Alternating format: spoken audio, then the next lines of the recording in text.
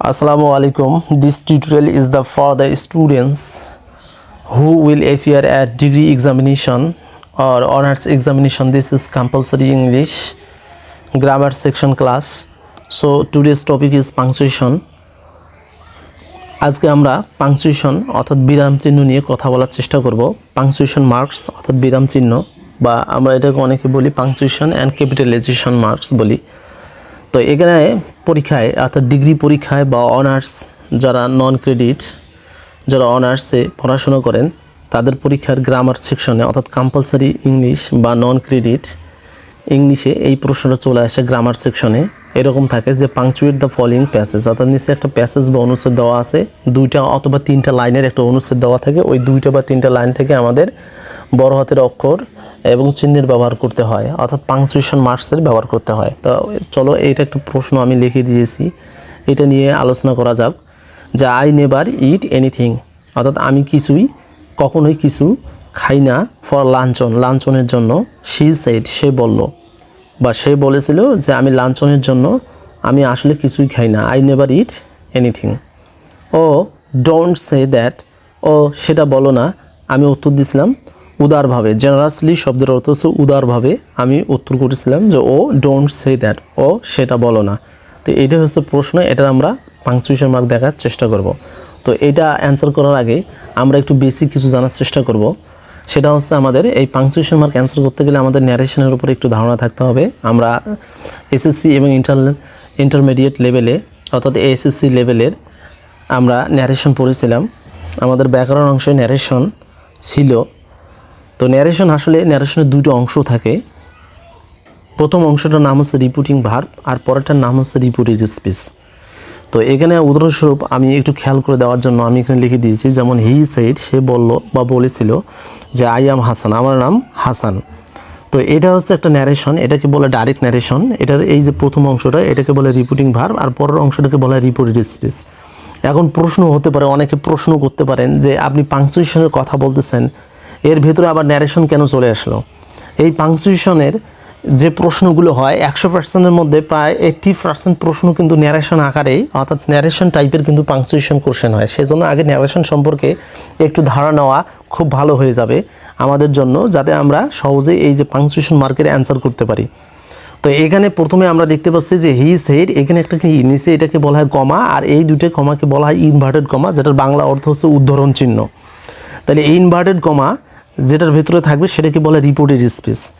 তাহলে ন্যারেশন শব্দটা হচ্ছে উক্তি, তাহলে বক্তা যাহা বলে সেটা স্পিচ অথবা কি বলে ন্যারেশন।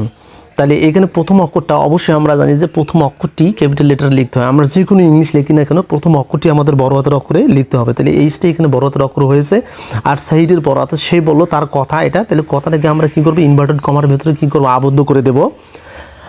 আর এখানে যে এটার নাম হচ্ছে রিপিটেড স্পিচ আর এটার নাম হচ্ছে রিপিটিং ভার্ব, এই দুটোর মধ্যে আলাদা করবে এই কমাটা। তখন আমাদের এখানে চিহ্ন পাংচুয়েশন মার্ক কমা ব্যবহার করতে হবে। তাহলে প্রথম অক্ষরটি বড় হাতের, আবার সাইডের পরে কী দেবো আমরা কমা। এখন সাইডের পর সাইড টু, মি, হিম, হার বা কোনো ব্যক্তিবাচক অবজেক্ট থাকতে পারে। যখন সাইডের পর টু, হিম, হার ব্যক্তিবাচক অবজেক্ট থাকবে তখন ওই ব্যক্তিবাচক অবজেক্টের পরে কমা দিতে হবে, আর যদি না থাকে তাহলে সাইডের পরে কিন্তু কমা দিতে হবে। আর সহজ টেকনিক হচ্ছে কোনো প্রশ্নে যখন আমরা সাইড কথাটা পাবো তখন মনে করবো যে এটা ন্যারেশন টাইপের পাংচুয়েশন মার্ক, তখন কিন্তু আমাদের ইনভার্টেড কমা এবং কমার ব্যবহার আসবে। এটা আমাদের মনে রাখতে হবে। তাহলে হি সাইডের পর একটা কমা দিলাম, তারপরে যে সে বললো তার কথাটা কিন্তু ইনভার্টেড কমার ভেতরে আমাদের আবদ্ধ করতে হবে। আর ইনভার্টেড কমা আবদ্ধ করার পর মনে রাখতে হবে ইনভার্টেড কমার প্রথম যে লেটার বা প্রথম যে অক্ষর বা বর্ণ যেটাই বল না কেন ওটা অবশ্যই এখানে বড় হাতের অক্ষরে লিখতে হবে। তাহলে আই অ্যাম হাসান, হাসান যেহেতু মানুষের নাম তাহলে এইচটা অবশ্যই এখানে বড় হাতের অক্ষরে লিখে দেওয়া হয়েছে। এবং সর্বশেষে কী দিতে হবে আমাদের ফুল স্টপ। কেন আমরা ফুল স্টপ ব্যবহার করব?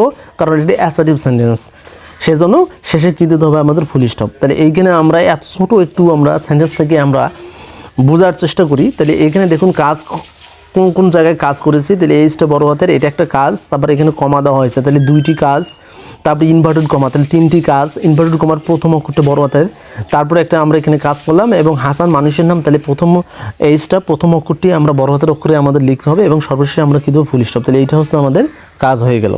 কিন্তু পরীক্ষায় হয় এইভাবে প্রশ্ন আসবে, নতুবা পরীক্ষায় এইভাবে প্রশ্ন হবে, অর্থাৎ আই অ্যাম হাসান এই কথাটা অর্থাৎ রিপিটেড স্পিচটা সামনে দেওয়া হবে এবং রিপিটিং ভার্বটা শেষে দেওয়া হবে। তখন আমরা কি করব তখন আমাদের কোনো টেনশন নাই, যে কথাটা আছে সেটিকে ইনভার্টেড কমার ভেতরে আমরা আবদ্ধ করব।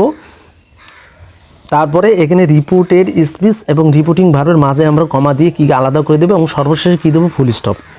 ওই আগের মতো কাজ করবে। ইনভার্টেড কমার প্রথম অক্ষর আমাদের বড় হাতের নিতে হবে, মানুষের নামের প্রথম অক্ষরটা অর্থাৎ হাসান এসটা বড় হাতের অক্ষরে লিখতে হবে। তারপরে এটা যেহেতু কথা বা স্পিচ, তাহলে এই স্পিচ আর এটা রিপোর্টিং ভার্ব, এই দুটোর মাঝে আমরা কী দেবো, কমা দিয়ে এই দুটোকে আলাদা করে দেবো। তাহলে পরীক্ষায় বেশিরভাগ কিন্তু এরকমই প্রশ্ন আসে। তো এটা হচ্ছে সিঙ্গেল, অর্থাৎ খুব ছোটো সেন্টেন্স দিয়ে আমি আপনাদের বোঝানোর চেষ্টা করতেছি।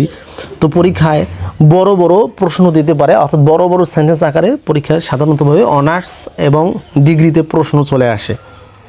এবার আরেকটা আমরা বড় দেখার চেষ্টা করি, যে এখানে 3 নম্বর আমি লিখে দিয়েছি, একটা এক্সাম্পল দিয়েছি। যেমন হি সেড টু মি, সে আমাকে বললো যে I am going to London, আমি লন্ডনে যাচ্ছি। I will come back the next year, আমি আগামী বছর ফিরে আসবো। তাহলে সে আমাকে বললো বা বলেছিল, তাহলে এখানে প্রথম অক্ষরটি অবশ্যই কি বড় হাতের অক্ষরে লেখা হয়েছে। তারপরে সাইডটির উপর ব্যক্তিবস্তু অবজেক্ট পেয়েছি বিদায়, এখানে আমরা কী দেবো, কমা দেবো। তাহলে সে আমাকে বললো, তার কথা আই থেকে শুরু হয়েছে আর ইয়ারের পরে কি শেষ হয়েছে। তাহলে এর ভিতরে আমরা দুটি অ্যাসার্টিভ সেন্টেন্স লিখতে পাচ্ছি। আর আমাদের নিয়ম অনুযায়ী ইনভার্টেড কমার প্রথম অক্ষর কিন্তু অবশ্যই বড় হাতের অক্ষরে লিখতে হবে। যে I am going to London, লন্ডনের এলটা অবশ্যই বড় হাতের অক্ষরে লিখতে হবে। তারপরে আমরা এটা কী দেবো, ফুল স্টপ দেবো, কারণ এটা অ্যাসার্টিভ সেন্টেন্স, সেজন্য আমাদের এখানে ফুল স্টপ দিতে হবে। আবার একটা আমাদের সেন্টেন্স শুরু হচ্ছে যে I will come back the next year, আমি আগামী বছর ফিরে আসবো। তাহলে এইখানে প্রথম অক্ষরটি আইটা অবশ্যই বড় হাতের অক্ষরে দিতে হবে। তো এখানে একটা জিনিস মনে রাখতে হবে যে আই এর বাংলা অর্থ যখন আমি দেবে, তখন আই সেন্টেন্সের শুরুতে থাক, শেষে থাক আর কোথায় থাক সেটা অবশ্যই ক্যাপিটাল লেটারে হবে। যে আই মাস্ট বি ক্যাপিটালাইজড যখন আই এর অর্থ আমি অর্থ দেবে। তাহলে I will come back the next year, শেষে কী দেবো, ফুল স্টপ দেবো। তাহলে এই কথা দুটোকে আমরা কি ইনভার্টেড কমার ভেতরে আবদ্ধ করব। কিন্তু এইখানে ইনভার্টেড কমা দিলে কিন্তু আবার হবে না, সেটা ভুল হবে। তাহলে আমাদের আগে প্রশ্নটা ভালো করে পড়ে বুঝতে হবে যে বক্তার কথা কোথায় শুরু হয়েছে এবং কোথায় শেষ হয়েছে। যেখান থেকে শুরু করছে তার উপরে ইনভার্টেড কমা, আর যেখানে শেষ হয়েছে সেটার উপরে আমরা ইনভার্টেড কমা দেবো। তো এইটা পরীক্ষায় যে I am going to London এটা সামনে দিতে পারে, অর্থাৎ এই কথাগুলো সামনে দিতে পারে, এবং যিনি বক্তা অর্থাৎ স্পিকার সেটা আবার পিছনে দিতে পারে, ওই এটার মতোই হতে পারে। তো আমাদের আরও কিছু পাংচুয়েশন মার্কের অনেকগুলো নিয়ম আছে, অনেকগুলো রুলস আছে। তো এগুলো আমরা প্র্যাকটিস করব।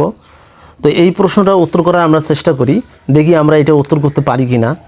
তাহলে আমাদের নিয়ম অনুযায়ী এখানে আবার প্রশ্নটা আমাদের পড়ে নিতে হবে। যে বলা হচ্ছে যে I never eat anything for luncheon, অর্থাৎ লাঞ্চনের জন্য আমি কখনোই কিছু খাই না। শি সেড মানে সে বলল। তাহলে আসলে শি সেড থাকা উচিত ছিল সামনে, কিন্তু শি সেড দেওয়া হয়েছে, অর্থাৎ বক্তাকে দেওয়া হয়েছে কি স্পিচের পরে দেওয়া হয়েছে, ওটা থাকা উচিত ছিল এই জায়গায় থাকলে আমাদের সুবিধা হতে অ্যান্সার করতে। তো কোনো সমস্যা নাই, আমাদের এটা খেয়াল রাখতে হবে। তাহলে আমরা এই জায়গায় আমরা কী দেবো, কমা দেবো। তার মানে এইটাকে টোটালি আমাদের ধরতে হবে রিপোর্টেড স্পিচ, আর এটা হচ্ছে রিপোর্টিং ভার্ব। তাহলে এই যে এই দুটোর মধ্যে আমরা কমা দিয়ে সেপারেট করলাম, আর এইখানে আমরা কী দেবো, ইনভার্টেড কমা, আর এইখানে আমরা দেবো ইনভার্টেড কমা। এখন ইনভার্টেড কমাতে দেওয়ার পর এখন প্রথম যে কাজটা আইটা অবশ্যই এখানে আমাদের কি বড় হাতের অক্ষরে আমাদের এটা লিখতে হবে যে I never eat anything for luncheon she said. এখন শি সেডের পরে এখানে আমাদের দিতে হবে কি ফুল স্টপ। তাহলে আমাদের এখানে প্রথম সেন্টেন্সটার কাজ আমাদের শেষ হয়ে গেল। অর্থাৎ সে বলল বা সে বলেছিল লাঞ্চনের জন্য আমি আসলে কিছুই খাই না। আই নেভার ইট এনিথিং, আমি কিচ্ছুই খাই না, কখনোই কিছু খাই না। নেভার শব্দের অর্থ হচ্ছে কখনোই নয়, তাহলে আমি কখনোই কোনো কিছু খাই না। এবার পরেরটা দেখি যে oh don't say that I answer generously.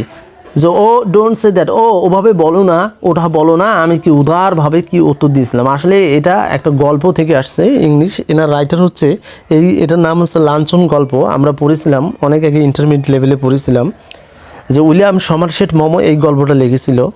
তো যাই হোক, এটা আমরা এখন অ্যান্সার করার চেষ্টা করি। যে আই অ্যান্সার জেনারেসলি এটা হচ্ছে রিপোর্টিং ভার্ব, এটা থাকা উচিত ছিল সামনে, কিন্তু এটা দেওয়া হয়েছে কি শেষে দেওয়া হয়েছে। তাইলে এখানে আমার কথা কিন্তু ও থেকে শুরু হয়েছে, শেষ হয়েছে কি দ্যাট পর্যন্ত, আমাদের কি এখানে কথা শেষ হয়েছে, অর্থাৎ আমার কথা দ্যাট পর্যন্ত শেষ হয়েছে। তাহলে এই জায়গায় আমরা কী দেবো, কমা দেবো।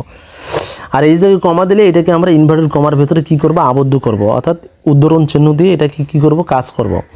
তারপরে আই তো অবশ্যই এখানে আমরা জানি যে বড় হাতের অক্ষরে আমাদের লিখতে হবে। এখন ওটা এখানে বড় হাতের অক্ষরে দিতে হবে, কারণ ইনভার্টেড কমার প্রথম অক্ষর কী হয়, বড় হাতের অক্ষরে হয়। তাহলে ও দেওয়ার পর এখানে আমরা একটা কমা ব্যবহার করতে পারি। এখন কমা দেওয়ার পর এখানে যাওয়া আছে কি ডোন্ট।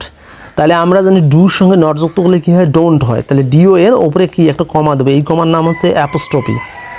এটাকে শর্ট কন্ট্রাকশন বলা হয়, যে ডু নটের সংক্ষিপ্ত ফর্ম হচ্ছে ডোন্ট, ডাজের সঙ্গে নট যুক্ত করলে কী হয় ডাজন্ট, সেরকম উপরে এই কমার নাম হচ্ছে অ্যাপোস্ট্রফি আমাদের দিতে হবে, যে ও ডোন্ট সে দ্যাট, ও সেটা বলো না, আই অ্যান্সার জেনারেলি, এবং সবার শেষে আমরা কী দেবো ফুল স্টপ দেবো, তাহলে আমাদের অ্যান্সার হয়ে গেল। তো এইভাবে আমাদের কী করতে হবে, চর্চা করতে হবে। আর প্রতিদিন আমি ক্লাসগুলো আপলোড করে দিয়ে থাকি, ইউটিউবে দিয়ে থাকি, ফেসবুকে দিয়ে থাকি। যারা শিক্ষার্থী বন্ধুরা যারা আছেন, যারা এবার ডিগ্রি পরীক্ষায় অংশগ্রহণ করবেন, যারা অনার্সের নন ক্রেডিট কম্পালসারি ইংলিশে গ্রামার সেকশনে যদি কারো সমস্যা হয়ে থাকে, যারা অনার্স পরীক্ষা দেবেন, তারা আমার ক্লাসগুলো দেখতে পারেন। যদি ভালো লাগে, যদি একটু উপকৃত হন, তাহলে অবশ্যই লাইক, কমেন্ট এবং শেয়ার করবেন। তো এরপরে আবার পাংচুয়েশনে আরও আমি ক্লাস নিয়ে আসবো, প্রতিদিন আমার আলোচনা হবে হোম টিউটরের মতো। তো সবাই ভালো থাকেন, সুস্থ থাকেন, দেখা হবে, আল্লাহ হাফেজ।